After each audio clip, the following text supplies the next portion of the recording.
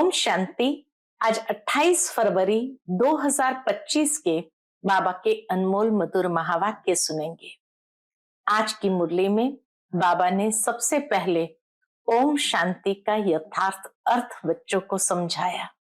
बाबा कहे दुनिया में लोग ओम माना भगवान समझते हैं, वास्तव में ओम अर्थात अहम आत्मा और आत्मा का स्वधर्म शांति है और उस शांति स्वधर्म में हमें स्थित रहना है।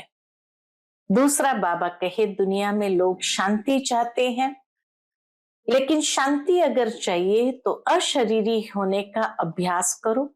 शांति धाम में ही सच्ची शांति प्राप्त हो सकती है।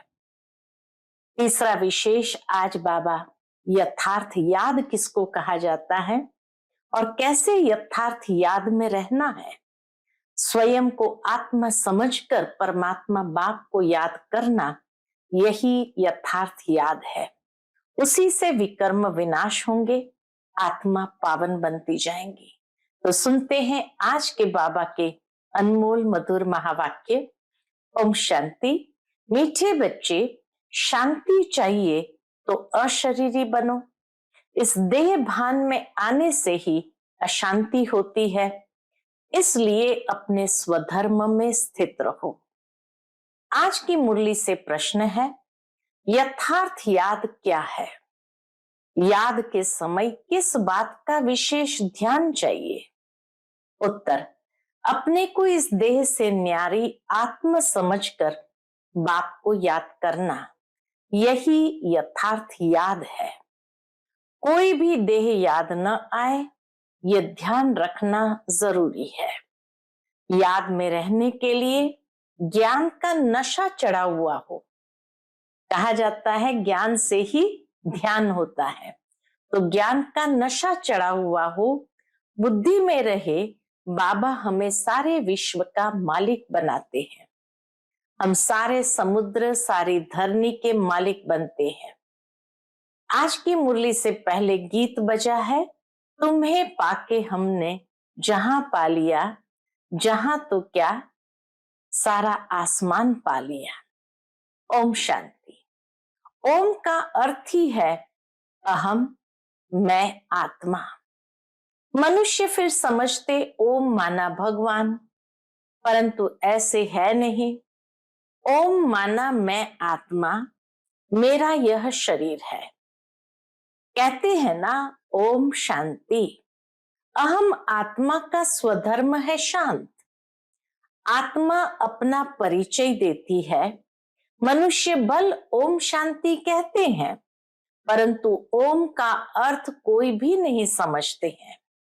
ओम शांति अक्षर अच्छा है, हम आत्मा है, हमारा स्वधर्म शांत है। हम आत्मा शांति धाम की रहने वाली है। कितना सिंपल अर्थ है। ओम शांति का अर्थ कितना सिंपल है, लंबा चौड़ा कोई गपोड़ा नहीं है। इस समय के मनुष्य मात्र तो यह भी नहीं जानते कि अभी नई दुनिया है व पुरानी दुनिया है। नई दुनिया फिर पुरानी कब होती है, पुरानी से फिर नई दुनिया कब होती है, ये कोई भी नहीं जानते। कोई से भी पूछा जाए दुनिया नई कब होती है और फिर पुरानी कैसे होती है, तो कोई भी बता नहीं सकेंगे। अभी तो कलयुग पुरानी दुनिया है, नई दुनिया सतयुग को कहा जाता है। अच्छा, नई को फिर पुरानी होने में कितने वर्ष लगते हैं?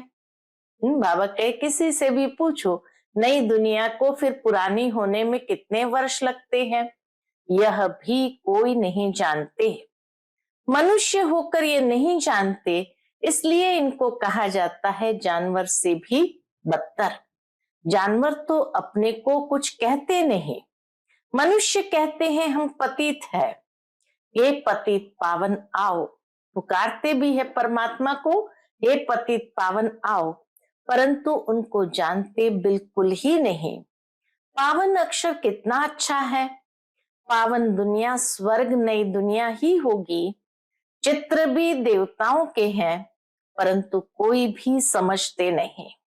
ये लक्ष्मी नारायण नई पावन दुनिया के मालिक है, ये सब बातें बेहद का बाप ही बैठ बच्चों को समझाते हैं।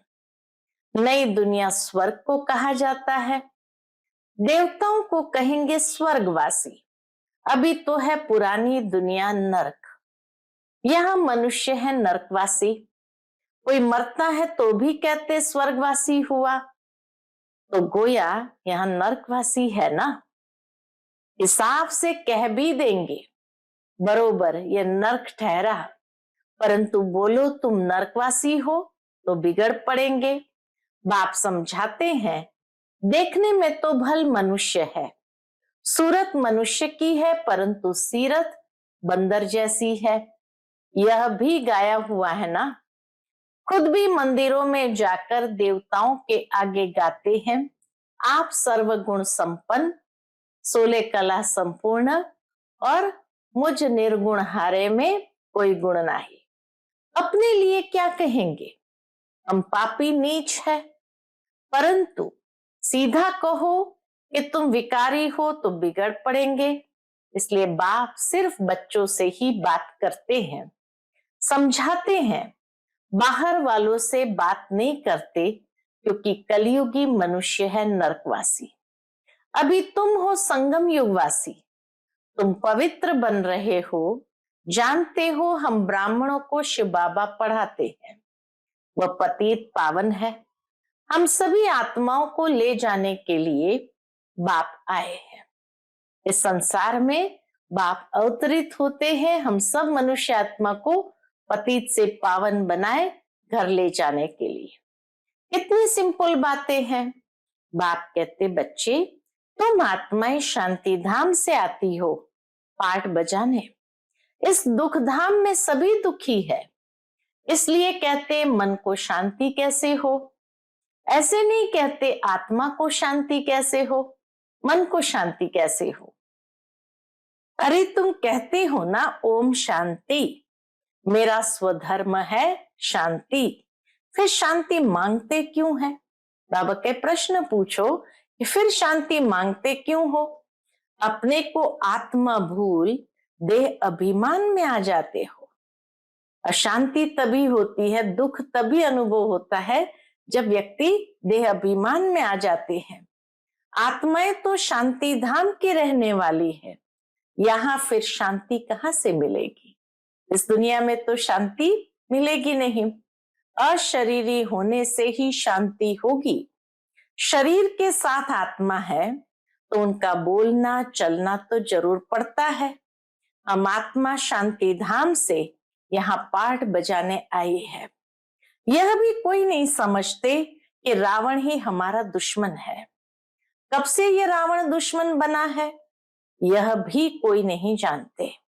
बड़े बड़े विद्वान पंडित आदि एक भी नहीं जानते कि रावण है कौन, जिसका हम एफिजी बनाकर जलाते हैं। आखिर वो रावण है कौन जिसके इतने एफिजी बनाकर जलाते, जन्म जन्मांतर जलाते आए हैं, कुछ भी पता नहीं। कोई से भी पूछो रावण कौन है, कह देंगे यह सब तो कल्पना है। जानते ही नहीं है तो और क्या रिस्पॉन्ड देंगे। शास्त्रों में भी है ना, हे राम जी संसार बना ही नहीं, ये सब कल्पना है, ऐसे बहुत कहते हैं। अब कल्पना का अर्थ क्या है। कहते हैं ये संकल्पों की दुनिया है, जो जैसा संकल्प करता है वह हो जाता है। जो जैसा संकल्प करेंगे वैसा हो जाता है। अर्थ नहीं समझते। बाप बच्चों को बैठ समझाते हैं, एक एक बात का अर्थ बाबा बैठ बच्चों को समझाते हैं। कोई तो अच्छी रीति समझ जाते हैं, कोई समझते ही नहीं है। जो अच्छी रीति समझते हैं उनको सगे कहेंगे, और जो नहीं समझते हैं वह लगे, अर्थात सौतेले हुए। अब सौतेले वारिस थोड़ी बनेंगे। बाबा के पास मातेले भी है तो सौतेले भी है। मातेले बच्चे तो बाप की श्रीमत पर पूरा चलते हैं। जो बाबा के सगे बच्चे हैं वह बाबा कहे मातेले बच्चे बाप की श्रीमत पर पूरा चलते हैं, सौतेले नहीं चलेंगे। बाप कह देते हैं ये मेरी मत पर नहीं चलते हैं, रावण की मत पर है।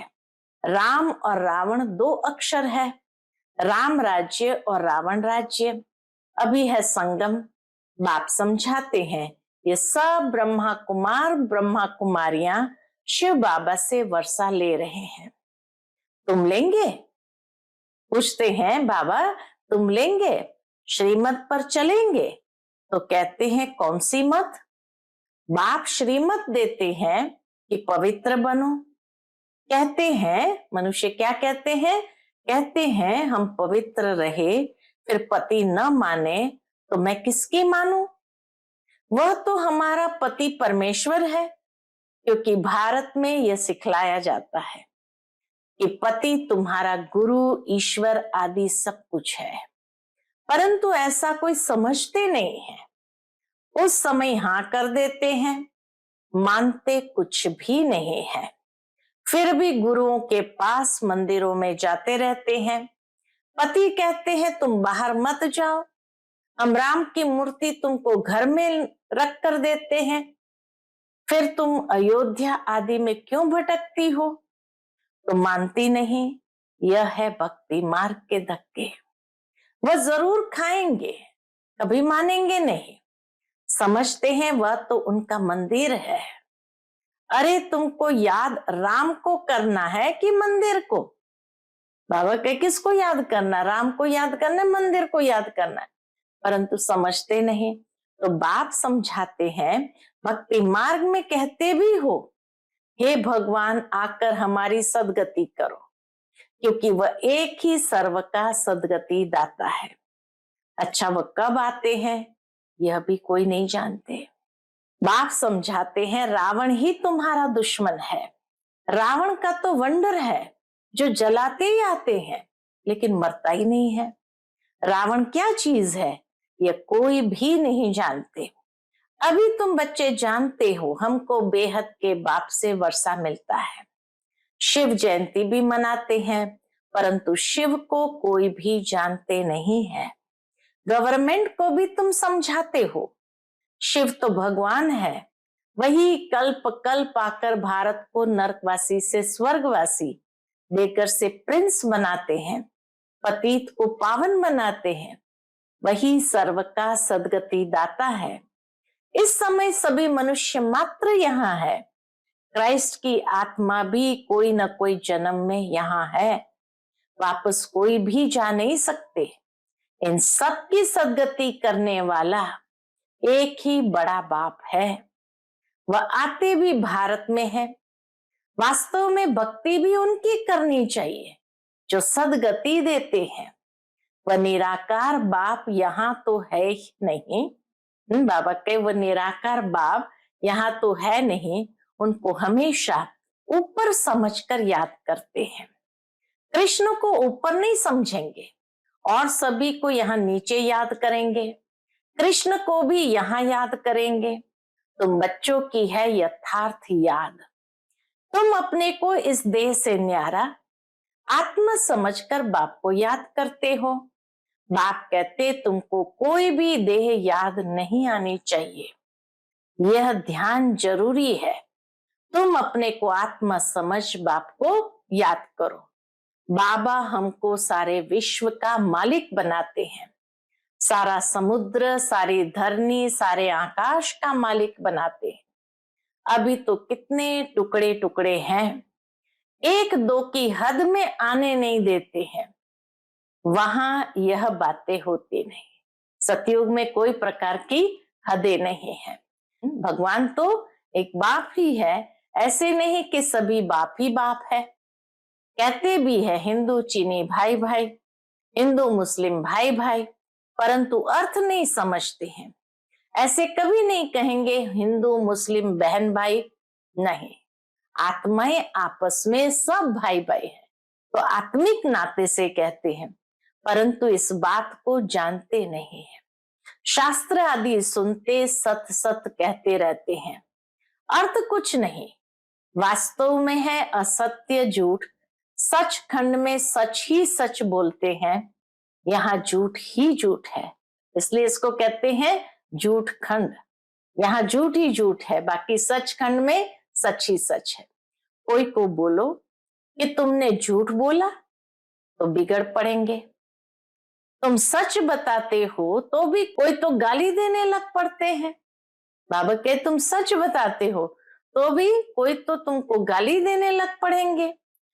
अब बाप को तो तुम ब्राह्मण ही जानते हो, तुम बच्चे अभी दैवी गुण धारण करते हो।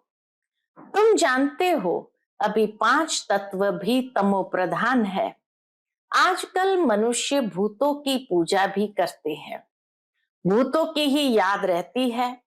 बाप कहते अपने को आत्मा समझ, मामेकम याद करो, भूतों को मत याद करो। गृहस्थ व्यवहार में रहते हुए बुद्धि का योग बाप के साथ लगाओ। अब देही अभिमानी बनना है। जितना बाप को याद करेंगे तो विकर्म विनाश होंगे। ज्ञान का तीसरा नेत्र तुमको मिलता है। अभी तुमको विकर्माजीत बनना है। वह है विकर्माजीत संबंध और यह है विकर्मी संबंध। तुम योग बल से विकर्मों पर जीत पाते हो। भारत का योग तो मशहूर है, मनुष्य जानते नहीं है। सन्यासी लोग बाहर में जाकर कहते हैं कि हम भारत का योग सिखलाने आए हैं। उनको तो पता नहीं यह तो हठयोगी है। बाबा कहे वो बाहर वाले क्या जाने कि ये कौन सा योग सिखाते हैं, ये जानते नहीं कि ये तो हठयोगी है, वह राज योग सिखला न सके। तुम राज ऋषि हो, वह है हद के सन्यासी, तुम हो बेहद के सन्यासी। रात दिन का फर्क है। तुम ब्राह्मणों के सिवाय और कोई भी राजयोग सिखला न सके। यह है नई बातें, नया कोई समझ न सके, इसलिए नए को कभी अलाउ नहीं किया जाता। बाबा की इस इंद्र सभा में नए को अलाउ नहीं किया जाता है। ये इंद्र सभा है ना, इस समय है सब पत्थर बुद्धि। सतयुग में तुम बनते हो पारस बुद्धि। पत्थर बुद्धि से पारस बुद्धि बनाने वाला है एक बाप। अभी है संगम, पत्थर से पारस सिवाय बाप के कोई बना न सके। तुम यहाँ आए हो किस लिए? बाबा कहे तुम यहाँ आए हो पारस बुद्धि बनने के लिए। बरोबर भारत सोने की चिड़िया थी ना, इतना ऊंचा भारत का स्थान था, सोने की चिड़िया थी। ये लक्ष्मी नारायण विश्व के मालिक थे ना, ये कभी राज्य करते थे, यह भी किसको पता थोड़ी है कि लक्ष्मी नारायण का राज्य कब था, सारी दुनिया पर कैसे राज्य किया और कैसे उस राज्य को प्राप्त किया, यह भी बाबा कहे कोई नहीं जानते हैं।